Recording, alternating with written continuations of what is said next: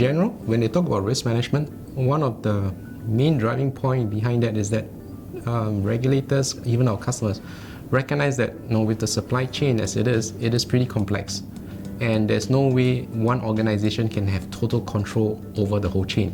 So what's more important is that you must have a framework to actually identify within your supply chain which areas are deemed critical, and in those areas which are deemed critical, what are the risks that are inherent in those areas. And at the same time, once you identify those risks, then as an organization you have to make a decision how to address those risks. Are you going to do something about those risks by putting in place control measures? Or if you think those are acceptable risks, you move on from there. So basically what they would like an organization to do, in this case like even at World Courier, that we recognize where are some of the critical areas that we need to get involved in, what are some of the risks, and what sort of measures that we put in place.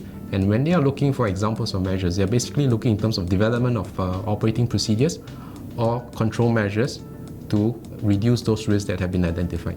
Basically, when it comes to risk management, I think what is really important is for any organization to really sit down with their vendors or their partners to really go through and assess where are the areas that they are deemed to be weaknesses and what we can do to manage those weaknesses. And it has to be a collaborative effort. And at the same time, basically, in a sense, for us in World Courier, I would like to use the word or the phrase, invite scrutiny onto the practices. Because once you scrutinize the practices, you would receive a level of confidence if you feel that the organization is doing things correctly.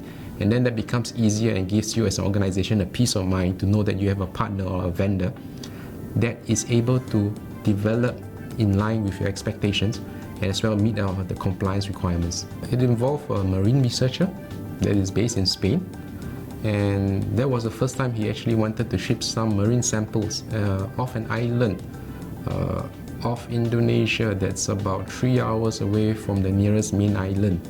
And we had actually no presence, right? So we have to work through an agent.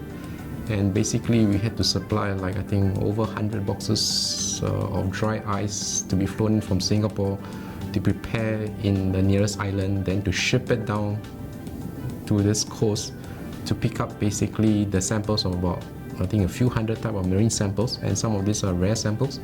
And then we have to go through all the different custom requirements within Indonesia before shipping it back into Spain. And that first time when we did it was a logistical challenge because we really didn't have the presence. The agent that we were working was very small. They weren't very familiar with our requirements as well. So we had to give a lot of instructions, and at the same time we had to send people down to actually assist the agent as well.